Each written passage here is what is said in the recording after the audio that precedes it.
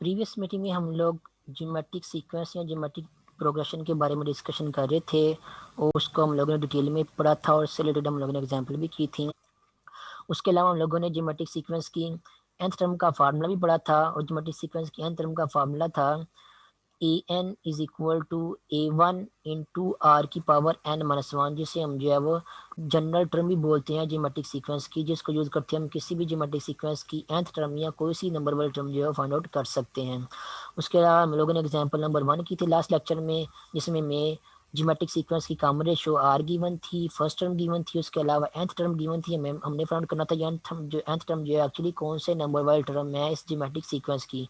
तो हमने A N को जो है वो 48 के इक्वल कंसिडर करके ए एन की वैल्यू जो कि ए वन इंटू आर की पावर n माइनस वन होती है, ये पुट करने के बाद ए वन और आर की वैल्यू पुट की और इसको सिंप्लीफाई करने के बाद n की वैल्यू जो है फाइंड आउट की और हमें ये पता चल गया ये जो nth टर्म है जो कि 48 है, ये एक्चुअली उस सीक्वेंस की फिफ्थ टर्म जो है वो बनती है उस ज्योमेट्रिक सीक्वेंस की जिसका आर और ए वन जो है एग्जाम्पल नंबर 1 में गिवन दिया गया है। ठीक है, हर ज्योमेट्रिक सीक्वेंस की अपनी अपनी पहली फर्स्ट टर्म होती है और अपनी अपनी कॉमन रेशो होती है।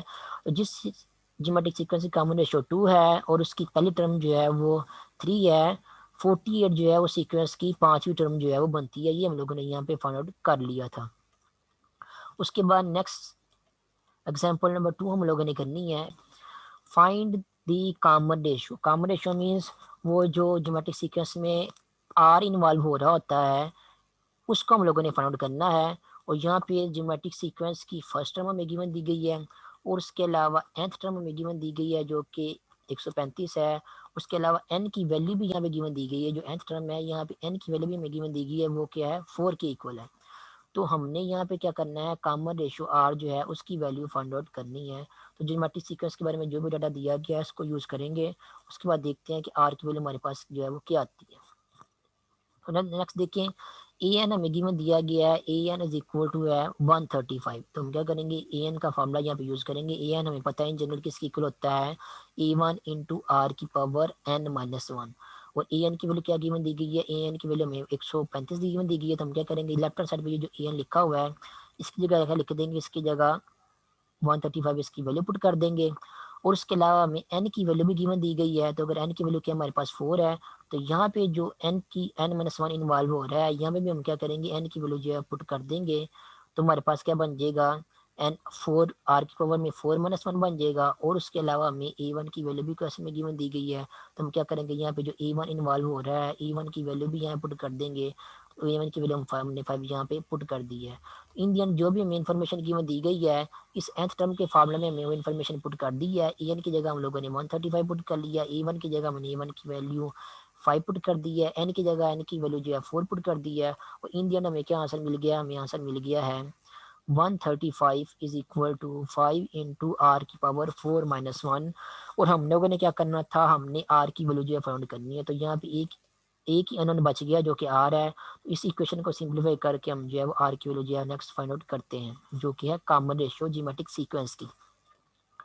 तो आर को फाइंड आउट करने के लिए हमें क्या करना होगा, आर को जो है वो सिंप्लीफाई करके सेपरेट करना पड़ेगा। तो सबसे पहले आर की पावर में 4 माइनस वन है, 4 माइनस वन की जगह हम क्या लिख सकते हैं 3, तो यहाँ पे आर की पावर 3 आ जाएगा। और उसके अलावा आर की पावर के साथ 5 मल्टीप्लाई हो रहा है, तो हम क्या करेंगे 5 को दूसरी साइड पे जाके डिवाइड कर देंगे। तो 5 जब दूसरी साइड पे जाके डिवाइड होगा मीन्स 135 डिवाइडेड बाई 5। तो कैंसिलेशन होने के बाद आपके पास जो है वो आंसर आ जाएगा 27। ठीक है, तो 135 को जब आप 5 के साथ कैंसिल आउट करेंगे तो यहाँ पे आपके पास आंसर आ जाएगा 27। तो 27 आपके पास किसकी इक्वल आ रहा है, वो आर क्यूब की इक्वल आ रहा है। तो यहाँ पे हम उन्होंने नेक्स्ट में लिख दिया है r cube is equal to 27।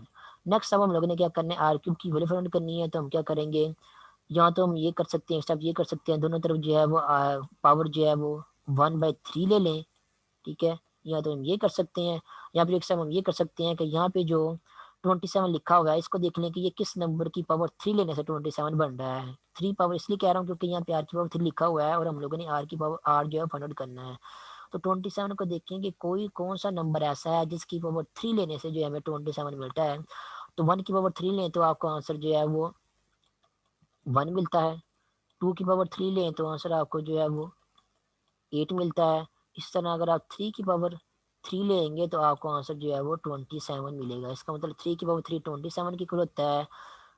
इसका मतलब ये है कि यहाँ पे जो 27 आ रहा है राइट हैंड साइड पे, इसकी जगह हम जो है 3 की पावर 3 जो है वो लिख सकते हैं, इसमें कोई गलती नहीं है। तो आपका बन जाएगा r cube is equal to 3 की पावर 3। अब देखें वही बात जो मैंने पहले, जो आपको पहले बताई थी कि अगर किसी एक नंबर की पावर जो है वो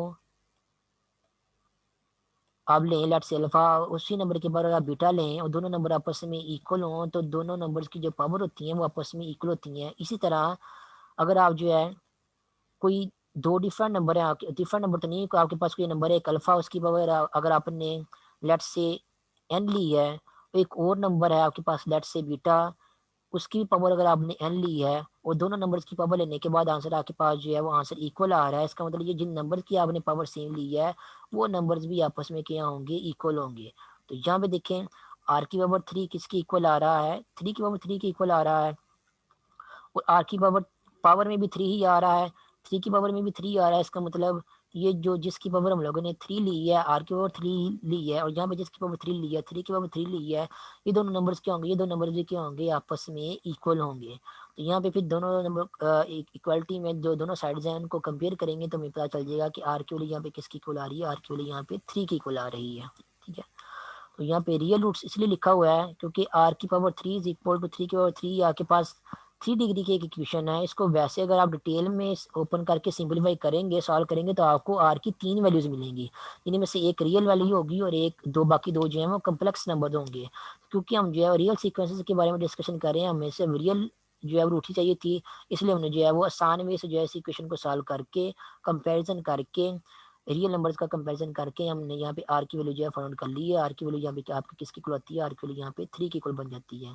इसका मतलब ये है कि जिस भी जियोमेट्रिक सीक्वेंस का आपको डाटा दिया गया है यहाँ पे, जिसकी पहले टर्म जो है वो 5 है और एन 4 है, मीन्स के फोर्थ टर्म उसकी क्या है आपके पास 135 है, उस सीक्वेंस में आर की वैल्यू क्या होगी, उस सीक्वेंस में आर की वैल्यू जो है वो 3 के इक्वल होगी।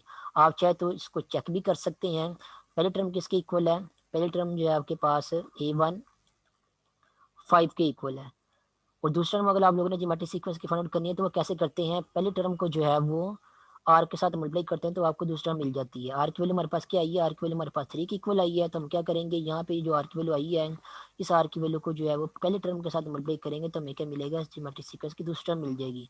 तो पहले टर्म कौन सी है, इसकी 5 है, पहले टर्म 5 को जब हम 3 के साथ मल्टीप्लाई करेंगे तो आंसर हमारे पास क्या आ जाएगा 15। इसका मतलब इस ज्योमेट्रिक सीक्वेंस की दूसरी टर्म क्या है, वो 15 है। उसके बाद अगर आप लोगों ने तीसरी टर्म फाइंड आउट करनी है तो तीसरी टर्म कैसे फाइंड आउट करेंगे, ए थ्री इस तरह फाइंड आउट करेंगे कि ए थ्री से पहले जो दूसरी टर्म है उसको हम क्या करेंगे, आर के साथ मल्टीप्लाई करेंगे तो हम ए2 के बाद वाली टर्म जो तीसरी टर्म है वो मिल जाएगी। तो ए2 क्या है आपके पास 15 है, 15 को जब हम 3 से मल्टीप्लाई करेंगे तो आंसर आपके पास क्या आ जाएगा, आंसर आपके पास सॉरी 3 यहाँ पे आएगा, तो 15 को जब हम 3 से मल्टीप्लाई करेंगे तो आंसर आपके पास यहाँ पे आ जाएगा 45। ये आपके पास बन गई सीक्वेंस की थर्ड टर्म। इस तरह अगर आपने सीक्वेंस की फोर्थ टर्म निकालनी है तो फोर्थ टर्म निकालने के लिए क्या करना होगा, जो तीसरी टर्म है 45 उसको अगेन हम जो करेंगे आर से यानी कि 3 से मल्टीप्लाई करेंगे। तो 45 को जब हम 3 से मल्टीप्लाई करेंगे तो आंसर हमारे पास आएगा 135।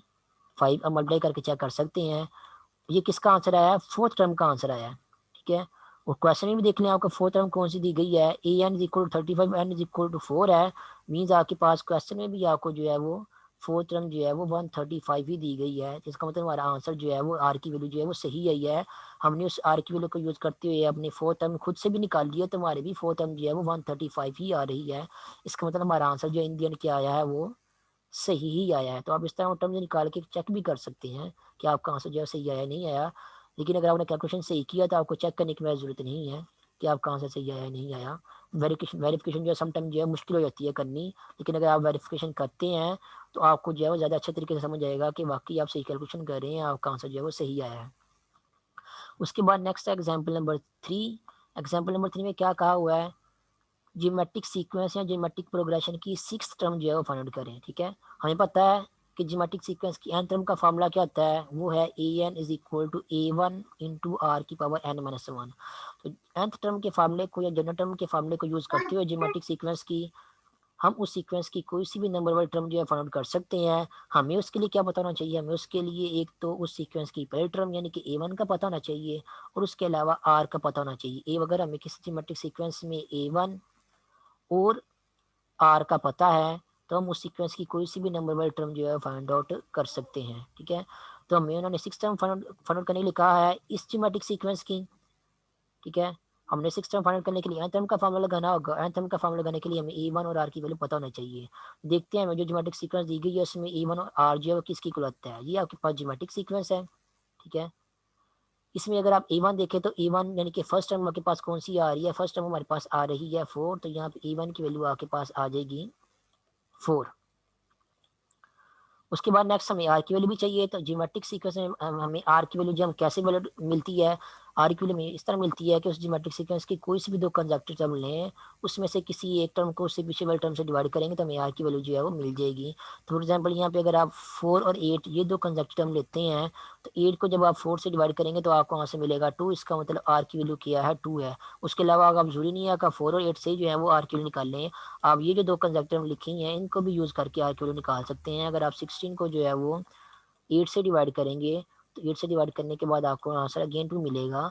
तो ये क्या आपके पास होगी आर की वैल्यू होगी, क्योंकि क्वेश्चन वाले ने हमें क्वेश्चन नहीं बताया कि आपके पास ज्योमेट्रिक सीक्वेंस है, इसलिए हम इसकी किसी भी दो टर्म्स कंजक्टिव टर्म्स को की रेशो जो है फाइंड आउट करेंगे तो आंसर हमारे पास वो अगेन फिक्स नंबर ही आएगा, चाहे आप जो सी मर्जी दो कंजक्टिव टर्म जो है वो ले लें।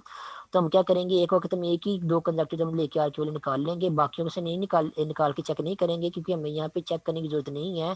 क्वेश्चन देने वाले ने हमें क्वेश्चन में कहा हुआ कि ये ज्योमेट्रिक सीक्वेंस है, अगर ये ज्योमेट्रिक सीक्वेंस है तो कोई सी भी दो टर्म्स की रेशो हमेशा सेम ही आएगी, तो आप अपनी मर्जी कोई सी भी दो आसान वाली दो टर्म्स पिक कर लें, उनको डिवाइड करके वहां से आर की वैल्यू निकाल लें, वहां से आपको आर की वैल्यू जो है 2 या जो भी है वो आपको मिल जाएगी यहाँ पे। तो E1 की वैल्यू हमारे पास 4 है और R की वैल्यू हमारे पास 2 है और nth टर्म का फार्मूला भी हमें पता है। हमने क्या करना है, 6 टर्म निकालनी है, तो हम क्या करेंगे nth टर्म वाले फार्मूले में n की जगह जो है वो 6 पुट कर देंगे। तो n की जगह 6 पुट करेंगे तो यहाँ पे आपके पास क्या बन जाएगा, A6 is equal to A1 into are की पावर 6 - 1। ठीक है, तो A1 की वैल्यू हमारे पास क्या है, A1 की वैल्यू हमारे पास 4 है और आर की वैल्यू 2 है। A1 की वैल्यू यहाँ पे हमारे पास 4 आ जाएगी, आर की वैल्यू यहाँ पे हमारे पास जो है वो 2 आ जाएगी और पावर में क्या आ जाएगा, इनकी जगह जब 6 पुट करेंगे तो 6 - 1 आ जाएगा। A6 की वैल्यू हम लोगों ने फाइंड करनी है, तो राइट हैंड साइड में जो कुछ भी लिखा है इसको सिंप्लीफाई करके हमें A6 की वैल्यू जो है मिल जाएगी। तो सबसे पहले पावर को सिंप्लीफाई करते हैं, 6 में से 1 को माइनस करेंगे तो आपके पास आंसर यहाँ पे आ जाएगा 5, ये बन जाएगा 2 की पावर 5 और 2 की पावर 5 हमें पता है 32 की इक्वल होता है। 32 को जब हम 4 से मल्टीप्लाई करेंगे तो आंसर आपके पास आ जाएगा 128। इसका मतलब ये जो सीक्वेंस लिखी हुई है इस सीक्वेंस की जो 6 टर्म है वो 6 टर्म आपके पास क्या आ जाएगी, वो 128 होगी। अब अगेन इसको आप जो है खुद चेक कर सकते हैं कि पहले टर्म कौन सी है, 4 है और आर की वैल्यू यहाँ पे क्या है 2 है, तो 4 को जब 2 से मल्टीप्लाई किया तो हमारे पास दूसरी टर्म क्या आ गई 8 आ गई।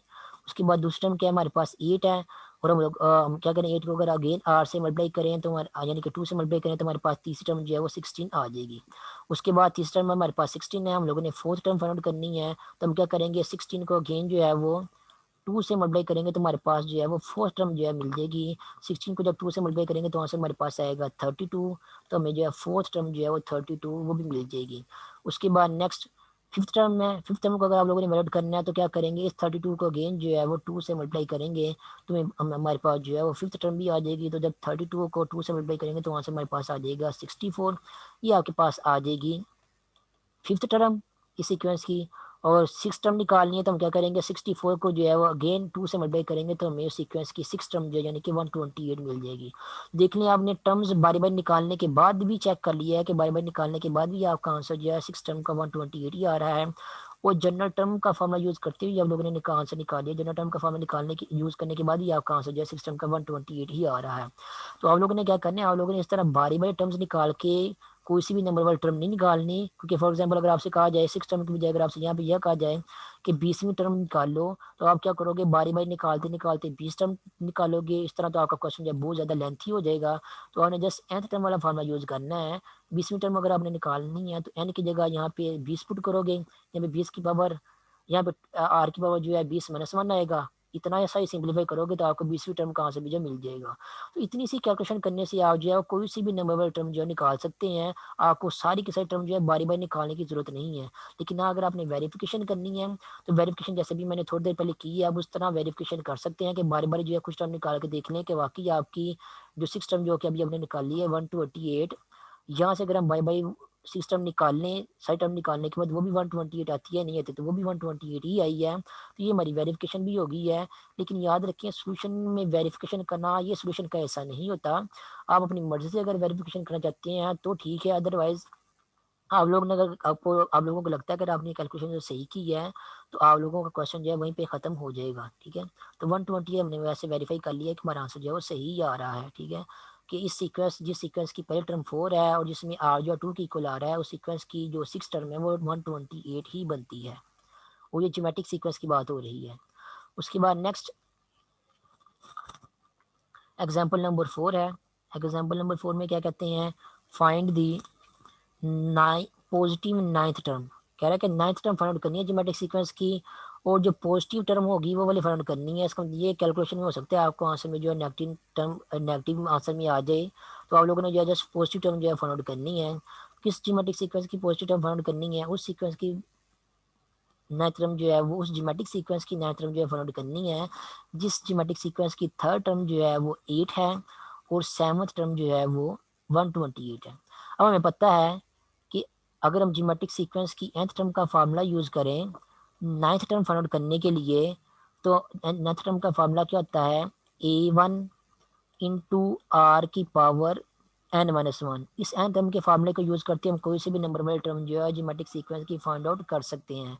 अगर आप लोगों ने किसी सीक्वेंस की नाइन्थ टर्म फाइंड आउट करनी है तो आप क्या करेंगे, यहाँ पे n की जगह जो है वो 9 पुट कर देंगे, तो यह क्या बन जाएगा A9, और ये किसकी इक्वल बन जाएगा A1 इंटू आर की पावर 9-1 8 बन जाएगा। अब अगर आप लोगों को A9 की वैल्यू चाहिए तो उसके लिए आप लोगों को A1 का ही पता होना चाहिए और आर का ही पता होना चाहिए। तो ज्योमेट्रिक सीक्वेंस की कोई सी भी नंबर वाली टर्म निकालनी है, उस नंबर वाली टर्म को निकालने के लिए आपको A1 और आर का पता होना चाहिए।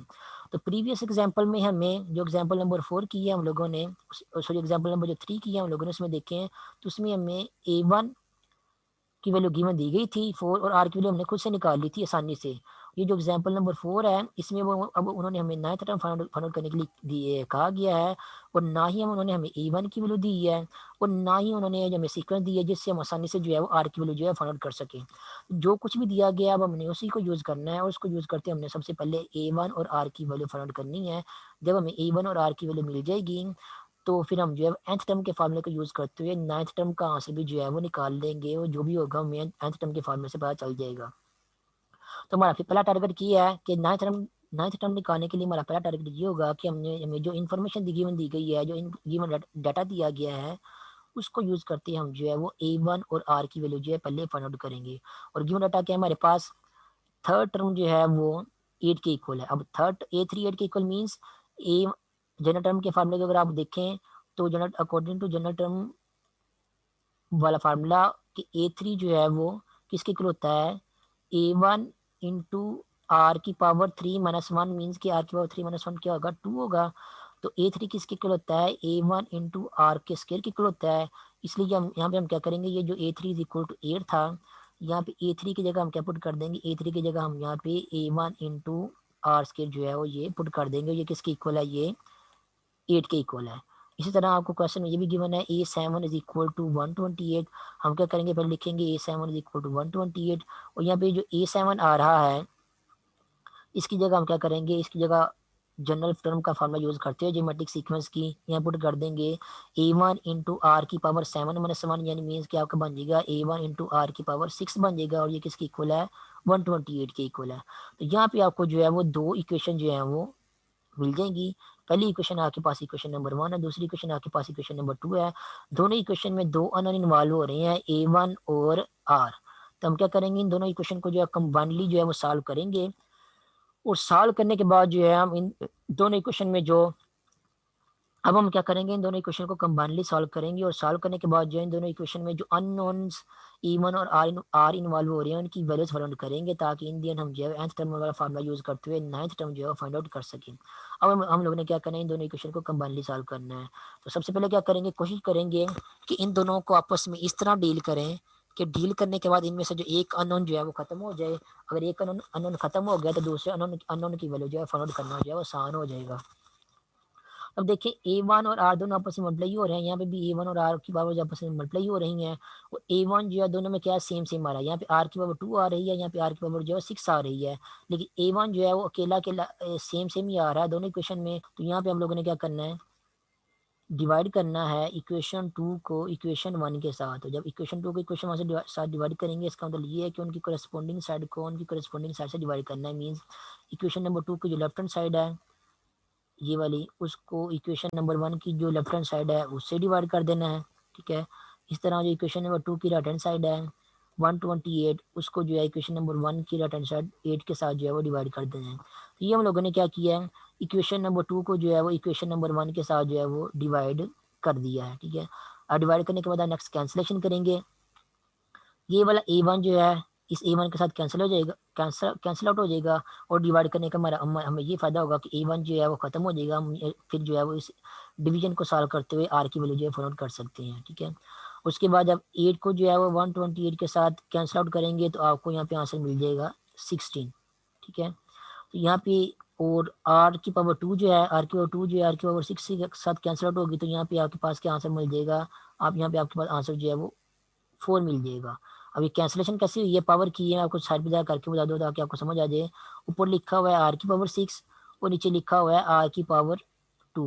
तो इसको हम लिख सकते हैं R की पावर 6, और ये जो R की पावर 2 है जो डिनोमिनेटर में लिखी हुई है, ये ऊपर जाकर इसको जब हम ऊपर लेके जाएंगे तो ये बन जाएगा R की पावर -2 बन जाएगा। अब ये दो सेम नंबर्स की पावर आपस में मल्टीप्लाई हो रही हैं, तो हम क्या करेंगे, इन दोनों नंबर को एक ही कर देंगे और पावर को जो है आपस में ऐड कर देंगे। तो ये बन जाएगा 6 - 2, और 6 में से जो है वो 2 का माइनस करेंगे तो यहाँ पे R की पावर जो है वो 4 बन जाएगी। और अगर सिंपल वर्ड में समझना चाहें, ये जो R की पावर 2 है ये वाली जो डिनोमिनेटर में लिखी हुई है, ये न्यूमरेटर में जाके जो R की पावर 6 है उसमें से माइनस हो जाएगी। तो R की पावर 6 और डिवाइडेड बाय R की पावर 2 जो है, इसको जो है वो आसान वे में हम इस तरह लिख सकते हैं कि जो R की ऊपर वाली पावर है उसको लिखेंगे, और जो नीचे वाली पावर है ऊपर वाली पावर में से जाके ऊपर जाके हम क्या कर देंगे, इसको माइनस कर देंगे या इसका साइन चेंज कर देंगे। तो ये किसके इक्वल बन जाएगा, ये R की पावर 4 के इक्वल बन जाएगा। तो यहाँ पे R की पावर 6 को जो हम जो है वो R की पावर 2 से डिवाइड करेंगे तो आंसर हमारे पास क्या आ जाएगा, R की पावर 4। और 128 को जब 8 से कैंसिल आउट करेंगे तो आंसर हमारे पास यहाँ पे आ जाएगा 16। तो हमें वहाँ पता चल गया ये कि इस डिवीजन को सिंप्लीफाई करेंगे तो आंसर हमारे पास क्या आ जाएगा, R की पावर 4 इक्वल टू 16। और हम लोगों ने R की वैल्यू जो है फाइंड आउट करनी थी, R की पावर 4 की वैल्यू जो है फाइंड आउट नहीं करनी थी। तो R की वैल्यू फाइंड आउट करने के लिए हम क्या करेंगे कि लेफ्ट हैंड साइड में तो R की पावर 4 लिखा हुआ है, हम ये देखेंगे कि जो राइट हैंड साइड में नंबर लिखा हुआ है वो कौन से नंबर की पावर जो है बनता है, या कौन सा नंबर ऐसा होगा जिसकी पावर 4 लेने से जो है वो 16 आएगा। तो 1 की पावर 4 लेंगे तो 1 आएगा, 2 की पावर 4 लेंगे तो 16 आएगा। इसका मतलब ये जो इक्वेशन लिखी हुई है R की पावर 4 इज इक्वल टू 16, इसको हम लिख सकते हैं R की पावर 4 इज इक्वल टू 16 की जगह हम लिख सकते हैं 2 की पावर 4, क्योंकि हमें पता है 2 की पावर 4 जो है 16 की इक्वल होती है। अब इस इक्वालिटी को देखें, दो नंबर्स की पावर आपस में इक्वल लिखी हुई हैं और दोनों ही पावर्स के हैं आपस में इक्वल है। यहाँ पे भी पावर 4 आ रही है, यहाँ पे भी पावर 4 आ रही है। अगर दोनों नंबर्स की पावर जो है वो आपस में इक्वल है और उनका आंसर भी आपस में इक्वल ही आ रहा है, इसका मतलब ये जो नंबर है जिनकी पावर लिखी हुई है, यहाँ पे R की पावर लिखी हुई है, यहाँ पे 2 की पावर लिखी हुई है, दो नंबर्स भी क्या होंगे आपस में इक्वल ही होंगे। वही आइडिया यूज करेंगे जैसा हम लोगों ने प्रीवियस एग्जाम्पल में यूज किया था। यहाँ पे आपको R की वैल्यू जो है वो 2 मिल जाएगी। R की वैल्यू तो हमें मिल गई है, हमें अब A1 की वैल्यू भी चाहिए, क्योंकि हमें A1 और R दोनों की वैल्यू पता होगी तभी हम जो है वो जनरल टर्म का फॉर्मूला यूज करते हुए nth टर्म को जो है फाइंड आउट कर सकते हैं। तो R की वैल्यू हमें पता चल गई, R की वैल्यू 2 है। इस R की वैल्यू 2 को हम क्या करेंगे, इक्वेशन नंबर 1 जो कि छोटी इक्वेशन है उसमें पुट करेंगे ताकि हमें सिंप्लीफिकेशन करने में आसानी हो। तो R की वैल्यू 2 को जब हम इक्वेशन नंबर 1 में पुट करेंगे तो हमें आंसर मिल जाएगा A1 इंटू आर का स्केयर, आर की वैल्यू 2 है तो यहाँ से मिल जाएगा A1 इंटू 2 का स्केयर, और ये किसके इक्वल है, 8 के इक्वल है। तो यहाँ पे आपके पास आंसर बन जाएगा A1 इंटू 2 का square is equal to 8।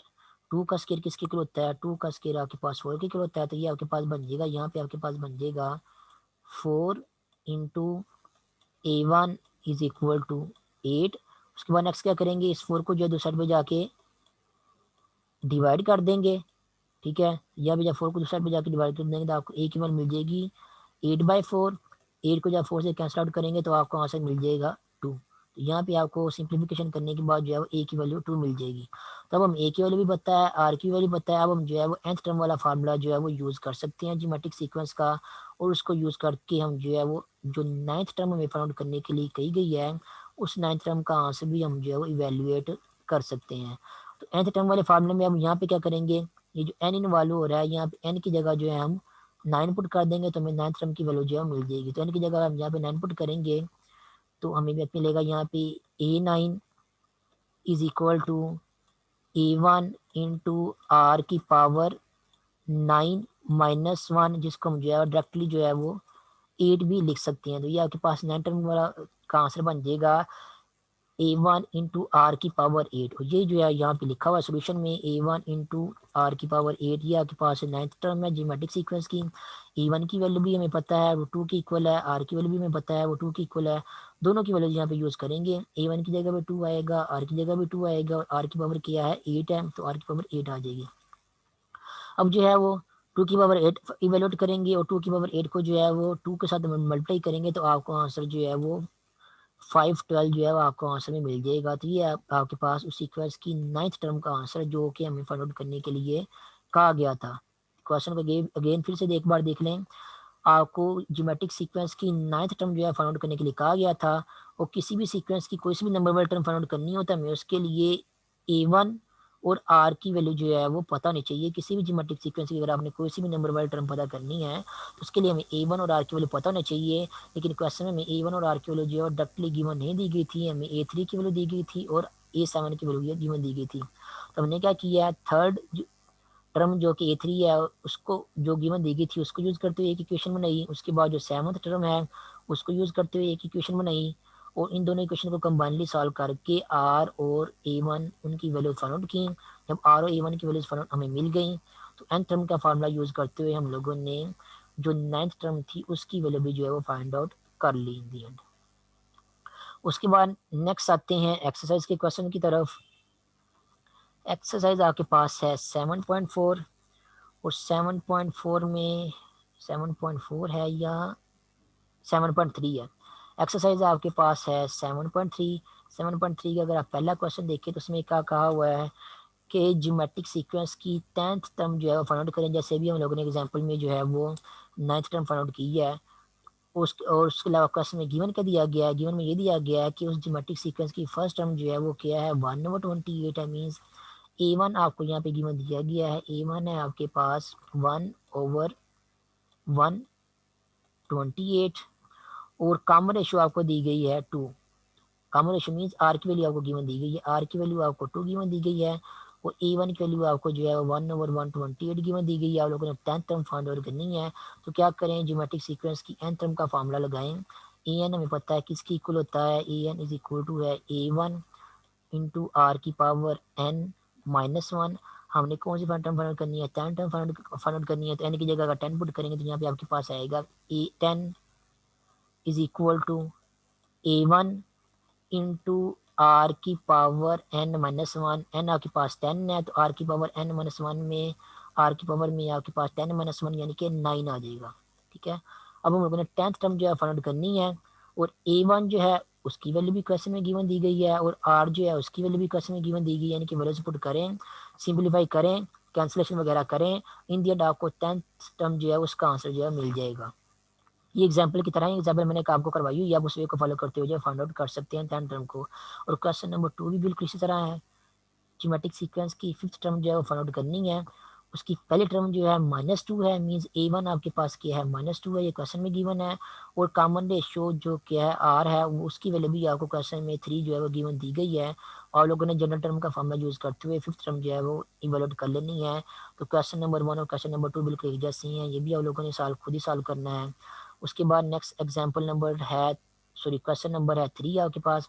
Question number 3 में क्या है कि आप लोगों ने ज्योमेट्रिक सीक्वेंस की सेवंथ टर्म जो है फाइंड आउट करनी है, और ज्योमेट्रिक सीक्वेंस आपको यहाँ पे ये क्वेश्चन में दी गई है। ये आपके पास है ज्योमेट्रिक सीक्वेंस, जिसकी पहली टर्म है 1/6, दूसरी टर्म है 1/3, तीसरी टर्म है 2/3 एंड सो ऑन। तो ज्योमेट्रिक सीक्वेंस आपको दी गई है, आपने उसकी सेवंथ टर्म जो है फाइंड आउट करनी है।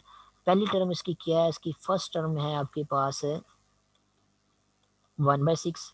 अब सिक्स टर्म निकालने के लिए, सॉरी सेवंथ टर्म निकालने के लिए हमें सीक्वेंस की, इसी ज्योमेट्रिक सीक्वेंस के हमें A1 यानी कि फर्स्ट टर्म और R का पता होना चाहिए। तो A1 तो हमें यहाँ से पता चल जाएगा, सीक्वेंस की पहली टर्म क्या है 6 है। अब अगर हमने R की वैल्यू फाइंड करनी है तो इससे इससे मिलती जुलती एग्जाम्पल भी हम लोगों ने की है ज्योमेट्रिक सीक्वेंस की। तो R की वैल्यू फाइंड करने के लिए आप क्या करेंगे, क्योंकि क्वेश्चन में गिवन है ज्योमेट्रिक सीक्वेंस है, तो आप इसकी कोई सी भी दो कंसेक्टिव टर्म को जो है उनकी रेशियो फाइंड आउट करके आप जो है आर की वैल्यू जो है फाइंड आउट कर सकते हैं। फॉर एग्जांपल अगर मैं पहली दो टर्म्स जो है वो इन्हीं की रेशियो फाइंड आउट करता हूँ, तो मैं फिर मुझे यहाँ से जो है आर की वैल्यू जो है मिल जाएगी। तो आर किसके इक्वल होगा, जो ये दो दो कंसेक्टिव टर्म्स हैं, एक 1/6 है, दूसरी 1/3 है। जो दूसरी टर्म है 1/3, इसको मैं डिवाइड करूँगा जो पहली टर्म है 1/6 उसके साथ। तो 1/6 को जब हम जब 1/3 को हम 1/6 के साथ डिवाइड करेंगे, तो दो एक फ्रैक्शन जो है वो दूसरे फ्रैक्शन के साथ जो है वो डिवाइड हो रहा है। जब दो फ्रैक्शन आपस में डिवाइड होते हैं तो उसका आंसर किसकी आता है कि पहले वाला फ्रैक्शन को एज इट इज लिख देते हैं, और जो डिनोमिनेटर में फ्रैक्शन होता है उसको जो है वो उसका उल्ट करके उसको ऊपर वाले फ्रैक्शन के साथ जो मल्टीप्लाई कर देते हैं। तो डिनोमिनेटर में क्या लिखा है, 1/6 लिखा हुआ है, ये 1/6 जो है वो उसका उल्ट जो है वो ऊपर वाले फ्रैक्शन के साथ मल्टीप्लाई कर देंगे। या दूसरे लफ्ज में आप ये कह सकते हैं जो 1/6 है ऊपर जाके क्या हो जाएगा, ऊपर जाके 6/1 हो जाएगा, और 1/3 के साथ जो है मल्टीप्लाई हो जाएगा। तो 1/3 को जब हम 1/6 से डिवाइड करेंगे तो आपको आंसर आएगा 1/3 इंटू 6/1, ये आपके पास आंसर आ जाएगा। यहाँ पे अब आप सिंप्लीफाई करें, 3 जब 6 के साथ कैंसिल होगा तो आपको यहाँ पे आंसर 2 मिलेगा। तो इन दी एंड आपको आंसर जो है वो 2 मिल जाएगा। 2 को वहाँ से मल्टीप्लाई करेंगे 1 ही आएगा, नीचे 1 को वहाँ से मल्टीप्लाई करेंगे तो आंसर 2/1 आएगा। तो इन दी एंड आपको आंसर जो है वो 2 मिल जाएगा। तो कोई सी भी दो टर्म्स को आप यूज़ करते हुए उनकी रेशो अगर आप फाइंड आउट करेंगे तो आपको आर की वैल्यू जो मिल जाएगी। यहाँ पे आपको आर की वैल्यू जो है वो 2 मिली है। A1 की वैल्यू आप जो है सीक्वेंस को देख के बता सकते हैं। तो A1 और R की वैल्यू आपको पता चल गई है। अब इस A1 और R की वैल्यू को यूज़ करते हुए आप जो है वो इस सीक्वेंस की जो कि आपको क्वेश्चन में गिवन दी गई है सीक्वेंस की एंड सेवंथ टर्म जो है वो फाइंड आउट कर सकते हैं। उसके लिए आपको जनरल टर्म का फॉर्मूला लगाना होगा, एन की जगह 7 पुट करना होगा, A1 की वैल्यू 1/6 पुट करनी पड़ेगी, आर की वैल्यू जो है वो 2 पुट करनी पड़ेगी। सिंप्लीफिकेशन या कैंसलेशन करने के बाद आपको जो है वो सेवंथ टर्म जो है सीक्वेंस की मिल जाएगी। तो ये क्वेश्चन भी एग्जाम्पल की तरह ही है जो कि हम लोगों ने पहले सॉल्व किया जियोमेट्रिक सीक्वेंस से रिलेटेड। उसके बाद नेक्स्ट है क्वेश्चन नंबर 4। क्वेश्चन नंबर 4 में क्या कहते हैं कि आप लोगों ने ए एन मीन्स के nth टर्म जो है वो फाइंड आउट करनी है सीक्वेंस की, ज्योमेट्रिक सीक्वेंस की। जीपी लिखा हुआ है ज्योमेट्रिक सीक्वेंस की। और गिवन डाटा क्या दिया गया, गिवन डाटा ये दिया गया है कि जो फोर्थ टर्म है उस ज्योमेट्रिक सीक्वेंस की वो 8/27 है, और जो सेवंथ टर्म है सीक्वेंस की वो है -64/729। तो हम लोगों ने क्या करना है, nth टर्म फाइंड आउट करनी है। nth टर्म हमें पता है, फाइंड आउट करने के लिए हमें क्या क्या पता होना चाहिए, nth टर्म फाइंड आउट करने के लिए हमें A1 और आर का पता होना चाहिए अगर हमने किसी सीक्वेंस ज्योमेट्रिक सीक्वेंस की nth टर्म जो है फाइंड आउट करनी है। और A1 और आर ये दोनों ही हमें क्वेश्चन में गिवन नहीं दिया गया डायरेक्टली, बल्कि हमें सिर्फ ये गिवन दिया गया है कि जो फोर्थ टर्म है वो 8/27 की इक्वल है, और सेवंथ जो टर्म है वो -64/729 के इक्वल है। तो फोर्थ टर्म और सेवंथ टर्म दी गई है, इनको यूज करते हुए आप लोगों ने A1 और आर की वैल्यू जो है फाइंड आउट करनी है। अब इनको यूज करते हुए आप लोगों ने A1 और आर की वैल्यू कैसे फाइंड आउट करनी है, आपको याद हो तभी मैंने आपको एक एग्जाम्पल करवाई थी थोड़ी देर पहले, एग्जाम्पल नंबर 4, जिसमें आप लोगों को जो है वो थर्ड टर्म और सेवंथ टर्म जो है गिवन दी गई थी। इन दोनों टर्म्स को यूज़ करते हुए आप लोगों ने दो इक्वेशन बनाई थी। इन दोनों इक्वेशन को डिवाइड करके आप लोगों ने जो है वो सिंप्लीफाई करने के बाद, सॉल्व करने के बाद आप लोगों ने आर और A1 की वैल्यू जो है फाइंड आउट कर ली थी। बिल्कुल इसी सेम प्रोसीजर को फॉलो करना है आप लोगों ने। आपको जो टर्म्स दी गई हैं एक्सरसाइज में, एक टर्म आपको दी गई है A4 और दूसरा टर्म आपको दी गई है A7। तो फोर्थ और सेवंथ टर्म दी आपको दी गई है। तो फोर्थ और सेवंथ टर्म को यूज़ करते हुए आप लोगों ने दो इक्वेशन बनानी है। तो उन दोनों इक्वेशन को फिर आप लोगों ने कंबाइनली सॉल्व करना है। सॉल्व करने के बाद आप लोगों को जो है वो A1 और आर की वैल्यू मिल जाएगी। जब आपको A1 और आर की वैल्यू मिल जाएगी तो nth टर्म का फार्मूले में आप A1 और आर की वैल्यू पुट करके nth एन जो nth टर्म है उसका आंसर जो है वैल्यूएट कर सकते हैं। फॉर एग्जाम्पल थोड़ा सा मैं आपको स्टार्ट करके बता देता हूँ, आप लोगों ने फिर कैलकुलेशन खुद ही करनी है। A4 की किसके इक्वल है आपके पास, A4 इज इक्वल टू है 8/27। अब according to the formula of nth term of geometric sequence या ज्योमेट्रिक प्रोग्रेशन, A4 किसकी इक्वल होता है, A4 इक्वल टू होता है A1 इंटू आर की पावर 3।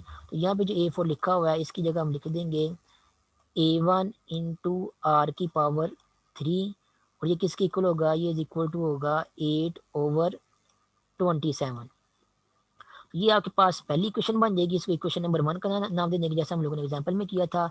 इसी तरह आप लोग क्या करोगे, आपको जो सेवन्थ इक्वेशन सेवन्थ टर्म दी गई है क्वेश्चन में, जो कि है -64/729, इसको भी यूज़ करते हुए आप यहाँ पे लिखेंगे A1 is equal into are की पावर 6 इज इक्वल टू लिखेंगे -64 डिवाइडेड बाय 729। तो ये जो आपको इक्वेशन मिलेगी ये आपके पास इक्वेशन नंबर 2 होगी।